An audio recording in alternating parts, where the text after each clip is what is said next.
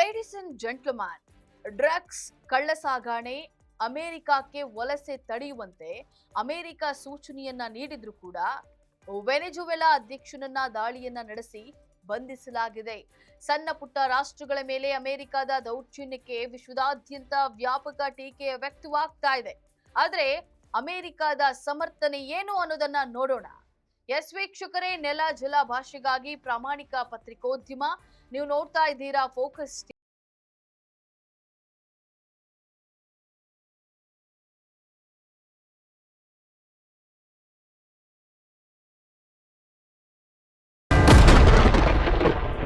ವೆನೆಜುವೆಲಾದಲ್ಲಿ ಮಾದಕ ದ್ರವ್ಯದ ಕಳ್ಳಸಾಗಣೆ ಅಮೆರಿಕಕ್ಕೆ ಹೆಚ್ಚುತ್ತಿರುವಂತಹ ವಲಸೆ ಹಾಗೂ ಚೀನಾ ಪ್ರಭಾವ ತಡೆಯದ ಹಿನ್ನೆಲೆಯಲ್ಲಿ ವೆನೆಜುವೆಲಾ ಮೇಲೆ ಅಮೆರಿಕ ದಾಳಿಯನ್ನ ನಡೆಸಿ ಅಧ್ಯಕ್ಷ ನಿಕೋಲಸ್ ಮುಡೋರೋ ಮತ್ತವರ ಪತ್ನಿ ಸಿಲಿಯಾ ಫ್ಲೋರೆಸ್ ಮುಡೋರರನ್ನ ಅಮೆರಿಕ ಬಂಧಿಸಿದೆ.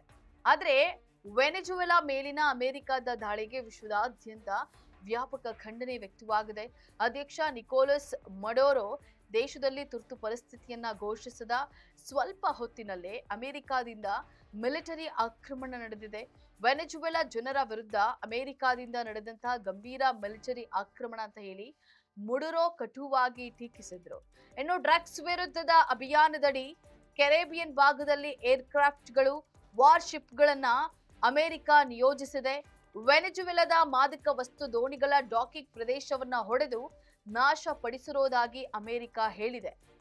ಇನ್ನು ಮಾದಕ ವಸ್ತು ಕಳ್ಳಸಾಗಣೆ ವಿರುದ್ಧದ ಒಪ್ಪಂದದ ಮಾತುಕತೆಗೆ ಮುಕ್ತವಾಗಿರೋದಾಗಿ ಅಧ್ಯಕ್ಷ ಮುಡೋರೋ ಅಮೆರಿಕಕ್ಕೆ ತಿಳಿಸಿದ್ದಾರೆ. ಆದರೆ ವೆನೆಜುವೆಲಾದ ತೈಲ ನಿಕ್ಷೇಪಗಳಿಗಾಗಿ ಅಮೆರಿಕ ಬಲವಂತದ ಬದಲಾವಣೆಗೆ ಮುಂದಾಗಿದೆ. ಆಗಸ್ಟ್ನಲ್ಲಿ ಕೆರೆಬಿಯನ್ ಸಮುದ್ರದಲ್ಲಿ ದೊಡ್ಡ ಸೇನೆಯನ್ನ ಒತ್ತಡದ ಮೂಲಕ ನಿಯೋಜಿಸಿತ್ತು. ಶೀಘ್ರದಲ್ಲೇ ದೇಶದ ಮೇಲೆ ದಾಳಿ ಮಾಡೋದಾಗಿ ಟ್ರಂಪ್ ಎಚ್ಚರಿಕೆಯನ್ನ ನೀಡಿದ್ರು. ಅಂತೆಯೇ ದಕ್ಷಿಣ ಅಮೆರಿಕ ಆರ್ಥಿಕತೆ ಮೇಲೆ ಬಿಗಿ ಹಿಡಿತ ಸಾಧಿಸಲು ಟ್ರಂಪ್ ಇತರರ ಮೇಲೆ ದಿಗ್ಬಂಧನವನ್ನ ಹೇರಿದ್ದಾರೆ.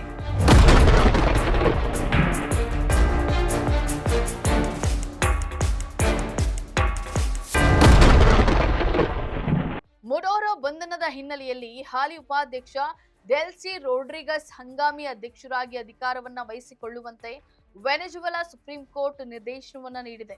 ಇನ್ನು ಅಧ್ಯಕ್ಷರ ಗೈರು ಹಾಜರಿಯಲ್ಲಿ ಉಪಾಧ್ಯಕ್ಷೆ ಡೆಲ್ಸಿ ರೋಡ್ರಿಗೋಸ್ ದೇಶಕ್ಕೆ ಚುಕ್ಕಾಣಿಯನ್ನ ಹಿಡಿಯಲಿದ್ದಾರೆ.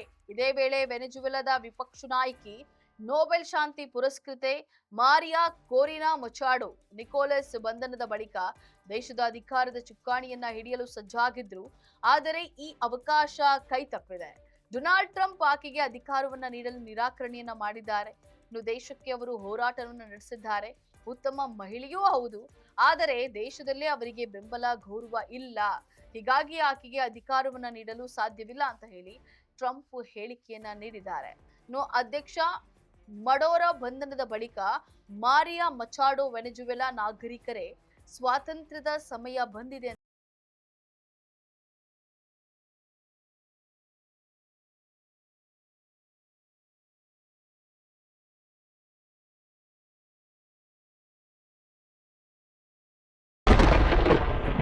2017 ಮತ್ತು 2018ರಲ್ಲಿ ರಾಸಾಯನಿಕ ಶಸ್ತ್ರಾಸ್ತ್ರ ಬಳಕೆಯ ಆರೋಪದ ಹಿನ್ನೆಲೆಯಲ್ಲಿ ಅಮೆರಿಕ ದೇಶ ಸಿರಿಯಾ ಮೇಲೆ ಕ್ಷಿಪಣಿ ದಾಳಿಯನ್ನ ನಡೆಸಿತು. 2017ರಲ್ಲಿ ಅಫ್ಘಾನಿಸ್ತಾನದಲ್ಲಿ ಐಸಿಸ್ ಖೋರಾಸಾನ್ ವಿರುದ್ಧ ಅಮೆರಿಕ ಮೋಬ್ ಎಂಬ ದೊಡ್ಡ ಬಾಂಬ್ ಬಳಕೆ ಮಾಡಿತು. 2019ರಲ್ಲಿ ಲಬಿಯಾದಲ್ಲಿ ಐಸಿಸ್ ಉಗ್ರ ಕಾಸಿಂ ಸುಲೈಮಾನಿ ಗುರಿಯಾಗಿಸಿಕೊಂಡು ಅಮೆರಿಕ ದಾಳಿಯನ್ನ ನಡೆಸಿತು. 2020ರಲ್ಲಿ ಇರಾಕ್ನ ಬಾಗ್ದಾದ್ನಲ್ಲಿ ಅಮೆರಿಕದ ಡ್ರೋನ್ ದಾಳಿಯಲ್ಲಿ ಉಗ್ರ ನಾಯಕನನ್ನ ಹತ್ಯೆ ಮಾಡಿದ್ರಿಂದ ಅಮೆರಿಕ ಇರಾನ್ ನಡುವಿನ ತೀವ್ರ ಉದ್ವಿಗ್ನತೆಗೆ ಕಾರಣವಾಯಿತು.